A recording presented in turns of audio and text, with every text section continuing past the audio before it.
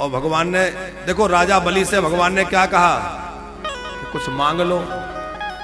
राजा बलि बोले प्रभु देना चाहते हो तो ये दे दीजिए कि जब भी मैं अपने घर से निकलूं तो आपका दर्शन हो, और जब भी घर में आऊं तो भी आपका दर्शन हो। भगवान ने कहा इसका मतलब तुम्हारे घर के चौकीदार बन जाएं। अरे कोई भरोसा है तुम कब घर में आ रहे हो, कब घर से बाहर जा रहे हो, दरवाजे पे खड़े रहना पड़ेगा डंडा लेके। भगवान ने राजा बलि को सुतल लोक का राजा बना दिया और खुद जो है दरवाजे पे खड़े हो गए। अब लक्ष्मी जी ने देखा कि बहुत समय हो गया ठाकुर जी लौटे नहीं, परेशान होने लगी। नारद जी से पूछा कि हमारे स्वामी जी कहाँ हैं? नारद जी बोले माता जी उनकी तो नौकरी लग गई। क्या मतलब? बोले हाँ राजा बलि के यहाँ डंडा लेके दरवाजे पे चौकीदार बने खड़े। कैसे छूटेंगे? बोले ये तो आप ही कर सकती हैं। तो पता है लक्ष्मी जी ने क्या किया? माता जी ध्यान से सुनना।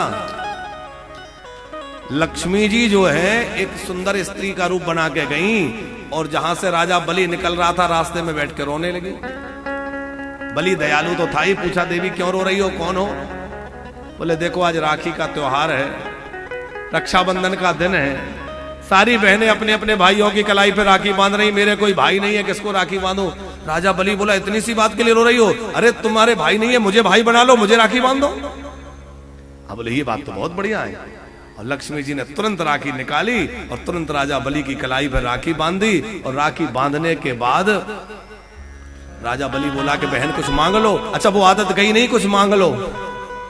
लक्ष्मी जी से बोले कुछ मांग लो, तो लक्ष्मी जी ने कहा कि देना चाहते हो तो भैया अपना चौकीदार मुझे दे दो।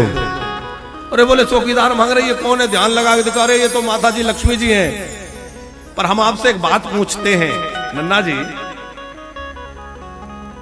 कि सारी दुनिया केवल दो लोगों से मांगती है, या तो भगवान नारायण से या लक्ष्मी जी से। पर वो कितना बड़भागी होगा कि जिसके यहां नारायण भी बामन बन के मांगने पहुंच गया और लक्ष्मी भी मांगने पहुंच गई। लक्ष्मी नारायण दोनों जिसके हाथ फैला रहे हैं वो कितना बड़ा दानी होगा साहब। इसलिए राजा बलि का नाम दानियों में अमर हो गया।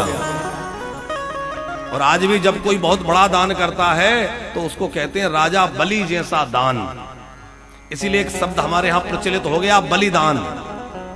बलिदान का मतलब पशुओं को मारना नहीं है, बलिदान का मतलब जीव हिंसा नहीं है। बलिदान का मतलब है जैसे राजा बलि ने अपना सब कुछ भगवान को दान कर दिया था, इस प्रकार अपना सब कुछ दान करना, वो है बलिदान। आजकल हम लोगों ने क्या किया? बोले पशुओं को मार रहे हैं। क्या कर रहे हैं? बोले बलिदान कर रहे हैं। पक्षियों को मार रहे हैं। अरे निरीह बेचारे पशुओं को मार रहे हो, कह रहे हो बलिदान कर रहे हैं। अरे बलिदान करना है तो अपनी बुराइयों का बलिदान करो, अपनी बुराइयां छोड़ो। छोड़ना है तो बुराइयां छोड़ो। भगवान को कुछ चढ़ाना है तो अपना अहंकार समर्पित कर दो, और भगवान को प्रसन्न करना है तो अपना भाव भगवान के लिए चढ़ा दो। भगवान तो आपका प्रेम देखते हैं।